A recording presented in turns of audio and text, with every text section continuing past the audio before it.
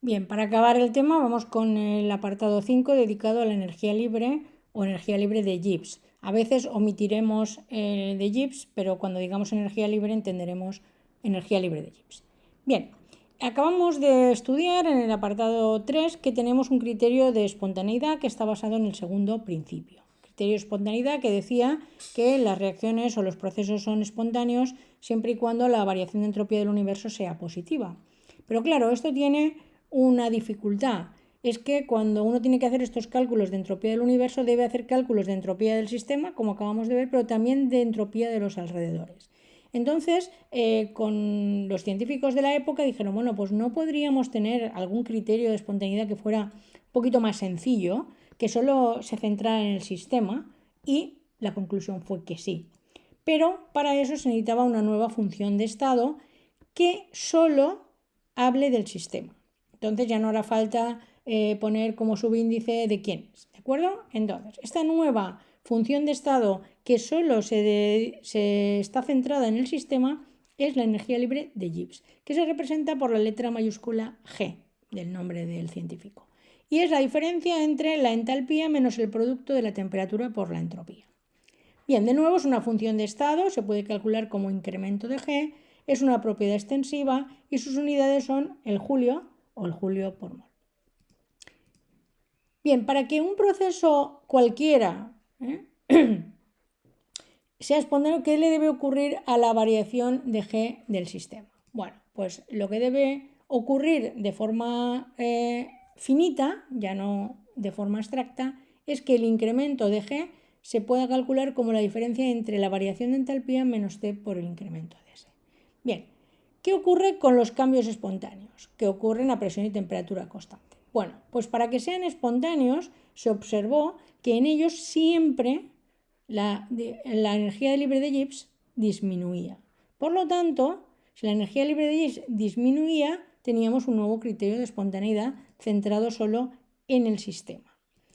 De manera que cuando el incremento de G fuera negativo, ya que si disminuye la G significa que la final es menor que la inicial, por lo tanto el incremento es negativo, tendremos un proceso espontáneo o irreversible.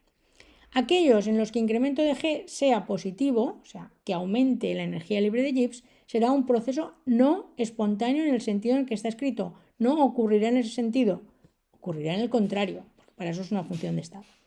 Y aquellos en los que no haya variación de energía libre de Gibbs, o la energía libre de Gibbs sea constante, tendrá un incremento de G0, diremos que son procesos que están en el equilibrio. Pero esto ya es tema 4. Simplemente lo enunciamos ya. Bien, volvamos otra vez a la ecuación fundamental de la termodinámica.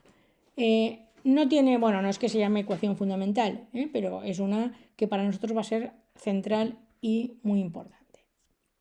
Vamos a hacer un poquito de análisis de las situaciones que podríamos tener. Es decir, en cuanto a una reacción química o un proceso termodinámico, cómo es su variación de entalpía, cómo es su variación de entropía, por tanto, cómo es la variación de G y si es espontáneo o no. ¿De acuerdo?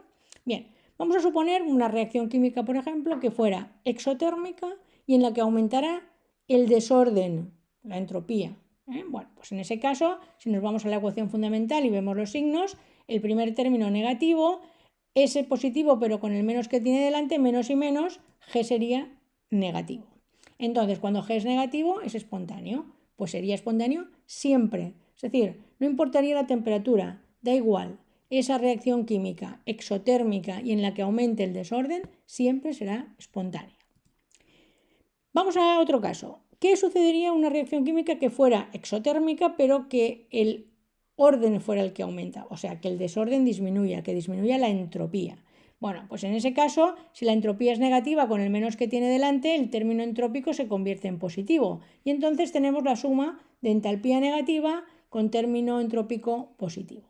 ¿Qué puede ocurrir? Pues puede ocurrir que ese resultado de negativo, para eso el valor de la entalpía debe ser superior al del producto T por incremento de S.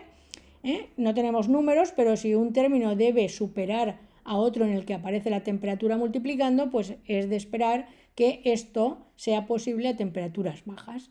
Pueda ser espontáneo a temperaturas bajas. Luego, para corroborarlo, habría que hacer los cálculos. Pero también, cuando sumáramos los dos términos de H menos T incremento de S, podría dar positivo siempre y cuando el término entálpico fuera más pequeño en valor que el término entrópico.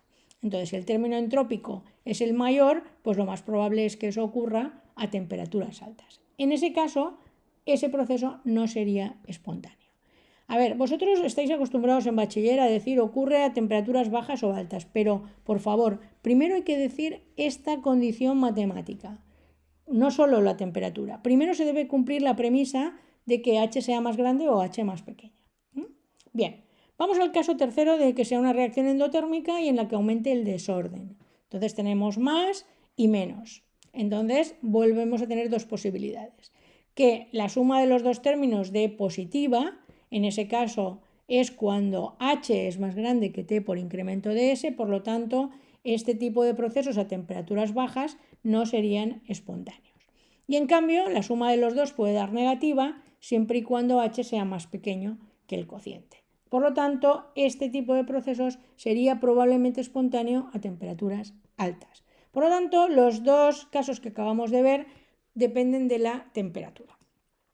Y el último caso, una reacción que fuera endotérmica y que además aumentara el orden o disminuyera el desorden y la entropía, pues en ese caso menos por menos daría más, sumaríamos dos términos positivos y nos daría siempre positiva.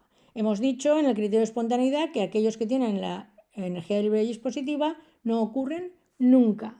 Estos procesos no van a ocurrir, da igual que cambiemos la temperatura o que hagamos cualquier cosa para intentarlo, no ocurren.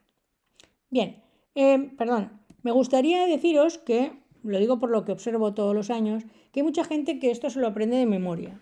No, se trata de saber analizar los signos de la ecuación según sea la entalpía y la entropía y centrarse en el sistema que nos hayan dicho. Lo digo porque a veces yo pongo un caso concreto en un examen, digo, pues, a ver, esta reacción, ¿qué pasará? Y entonces hay gente que me cuenta todo, me dice, si fuera endotérmica, si fuera exotérmica, si aumentara la entropía. No, perdona.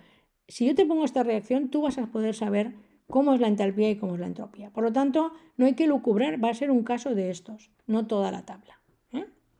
Bien.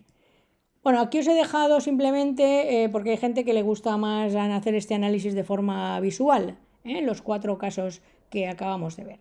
Os he puesto un eje de coordenadas, entalpía negativa, entropía positiva, pero cuando multipliquemos por menos T negativa, y cuando sumemos estos dos trozos, el azul y el naranja, pues nos dará el verde, incremento de G negativa, será un proceso espontáneo a cualquier temperatura. Bien, no voy a...